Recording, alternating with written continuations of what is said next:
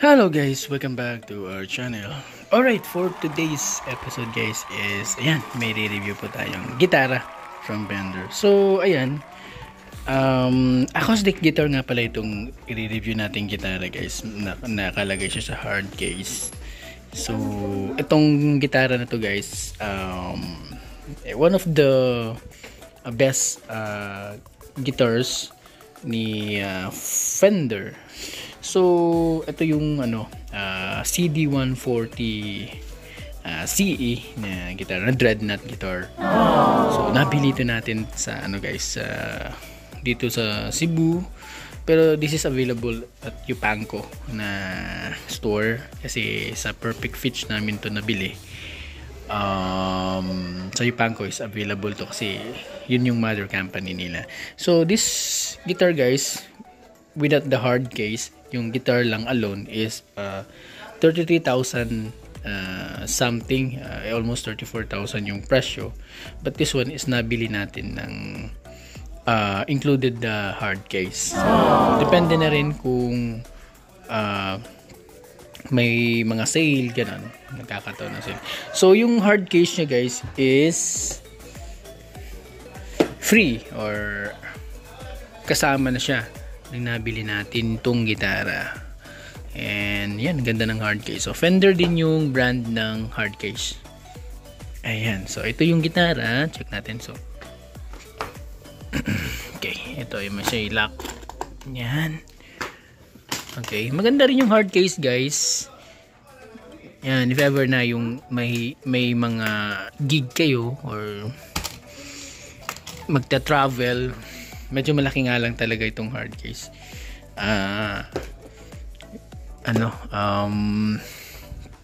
Malaki rin yung space na mako-consume nito. Hindi siya pang travel guitar.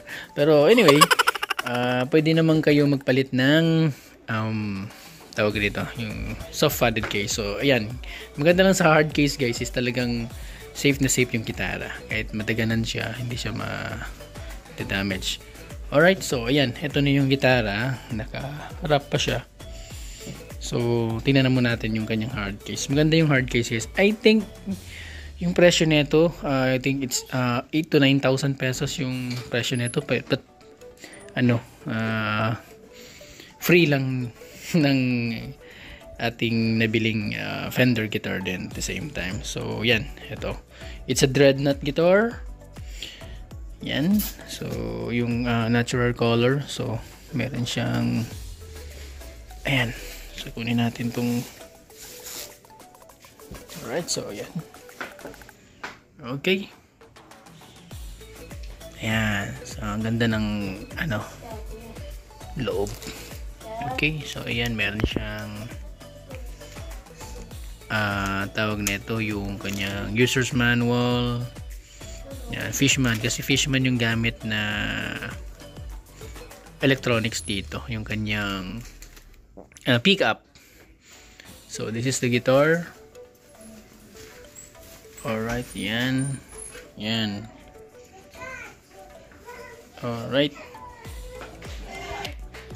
Alright, so yan, nabili natin itong kanyang yan talaga nila ng ganito guys. So even short travel lang, nabili lang naman natin. Hindi naman to siya pinaship eh. Nabili namin to sa SM Cebu. Yan. So, nilagyan din talaga nila ng yan, ito. Rock. Alright, so ito yung gitara. Yan. Ito na yung gitara.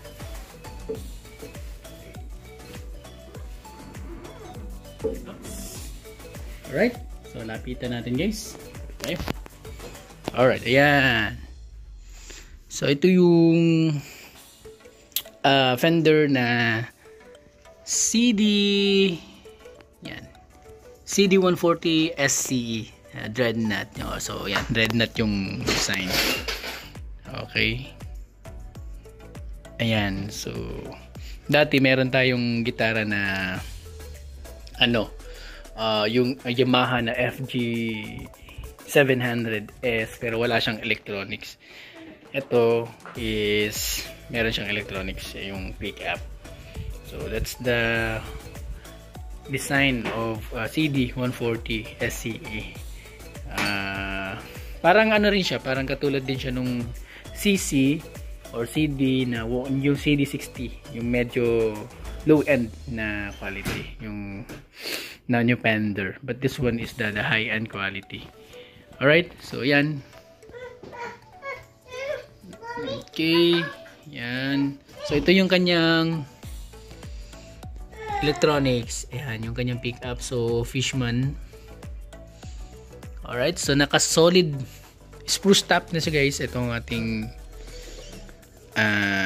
CD140 SCE.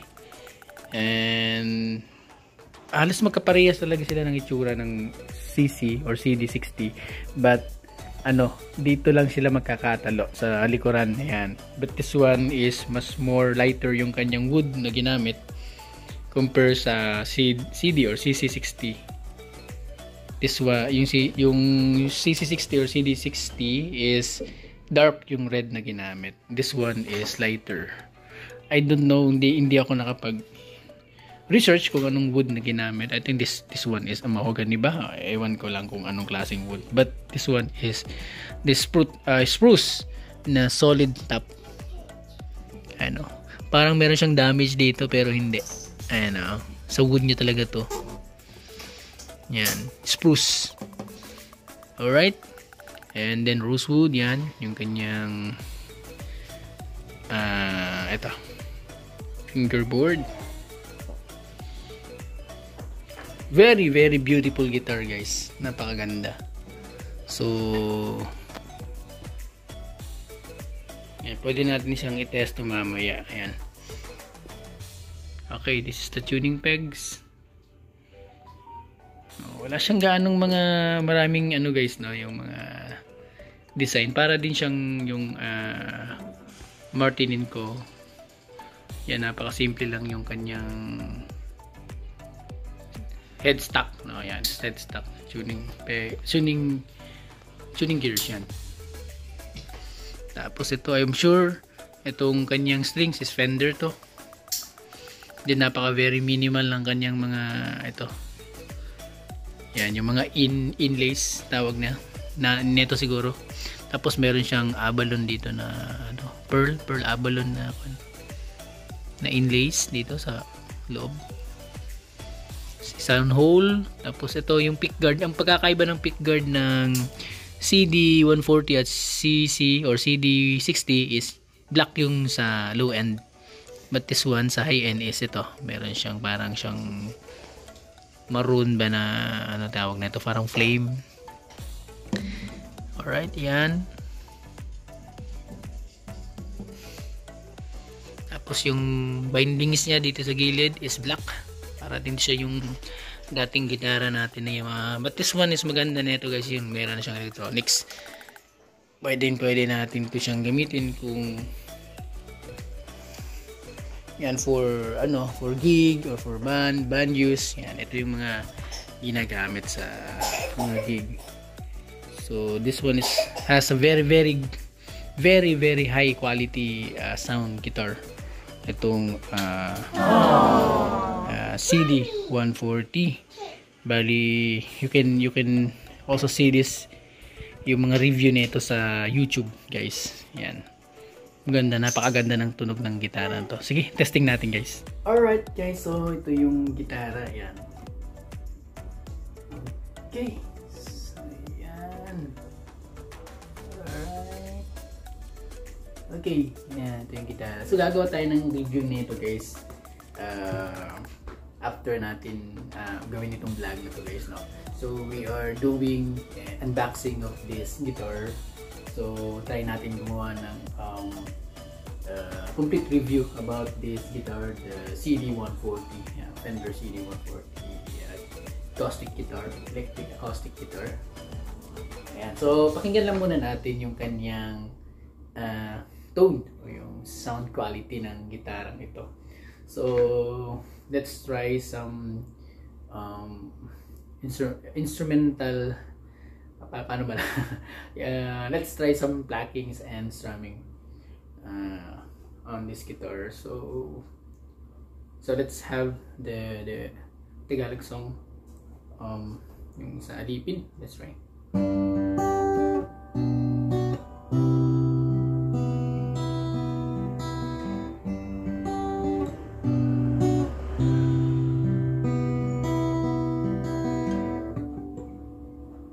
Wow, ganda. Ganda niyang i-plucking guys. Sa kanyang strummings naman,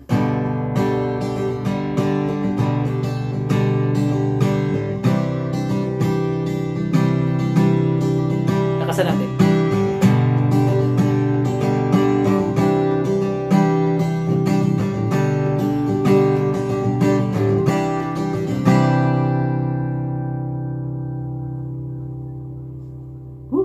Yun, ganda. Grabe yung tunog ng gitarang to. Grabe, napakaganda guys. This is a performance guitar, no? Yung pwede mo na siyang ipang gig, ipang stage, no? Napakaganda ng tunog guys. So far sa mga nagdaang mga gitara natin, this one is the best, no? Yun, yung meron tayong dating Clipton, meron tayong yung Yamaha na FG700S.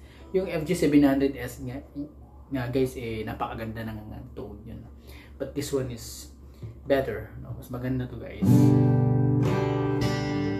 Napakalinis ng kanyang tone.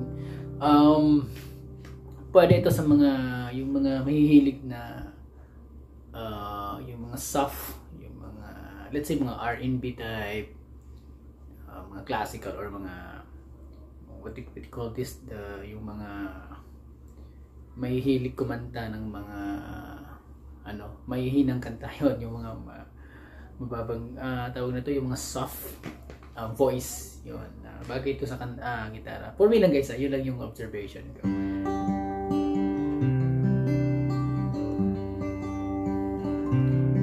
Dahil sa ganda ng tunog ng gitarang to guys, meron din kasi mga gitara na ang titining ng tunog, but this one is very warm. Yun yung tawag na to, warm. Napaka-warm ng gitarang to.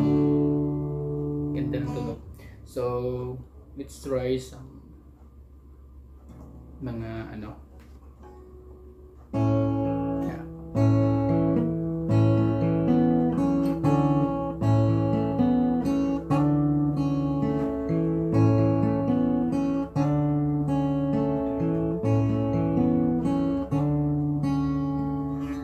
ganda guys. Yan, nilagyan natin ng kapo. Ganda.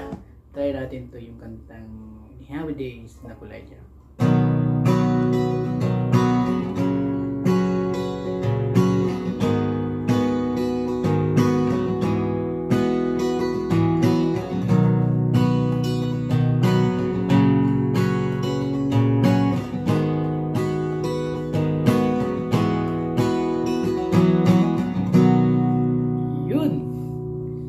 Kahit sa yung sa mga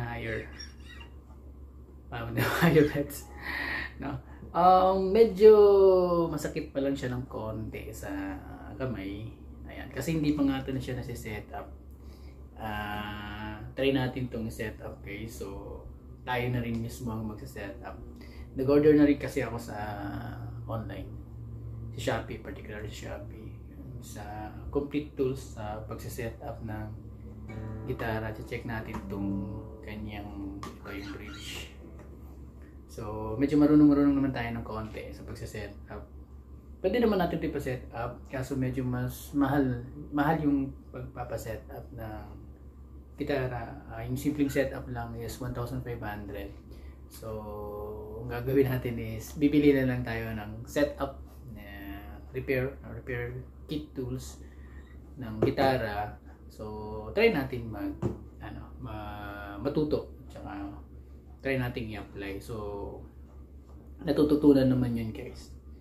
Hindi naman siya mahirap matutunan yung ganong pagsiset up dito sa gitara. Syempre hindi tayo palagi na magre-rely sa mga guitar shop, no? Kung mahilig tayo mag-gitara, so tayo na rin mismo yung magse-set up ng ating gitara guys. Parang motor lang yan, motor bike or sakyan. So you can do it by yourself. No? DIY. Yan. Napakaganda ng tunog. And hindi ko na muna to itatry sa amplifier or sa sound system. Kasi wala pa nga tayong sound system. Meron tayong sound system pero wala tayong mixer or amplifier. try natin itong i-review if meron na tayong yung mixer, no, para magamit natin itong kanyang electronics para complete yung review natin sa gitarang ito. So ito, narinig nyo naman yung without na electronics, yung without pickup. Maganda na talaga siya, guys. So yan. Yung presyo nga pala ng gitarang ito, guys, is almost 35,000 pesos. So mapipili ito sa Yupanko. Meron din naman sa ibang mga guitar shop. I don't know kung may available sila ng ganito. Konti lang yung availability, yung stocks ng gitara ito, guys. Kasi nung nabili namin to, ito na lang yung nag-iisa natitirang stock. Konti at napakabilis bilhin. Kasi this one, guys, is let's say is a mid-range guitar, no? Or somehow parang mid-range or high-end na ganun na guitar. So it's very comparable to other high-end guitar brands, no? This one maganda to pang performance talaga, guys. Although yung low end nito, yung CC60 na Fender, maganda na rin yung, guys, pinapang performance na rin yung gitarang yun. How come o how much more of this guitar? Ayan, napakaganda, ganda niya kambako, talagang napaka natural color. Yan. Alright, so maraming salamat po sa panonood. And huwag nyo sana kalimutan na mag-subscribe sa ating pong channel. And abangan nyo, guys, yung ating review sa gitara ito. Have a nice day. Ingat.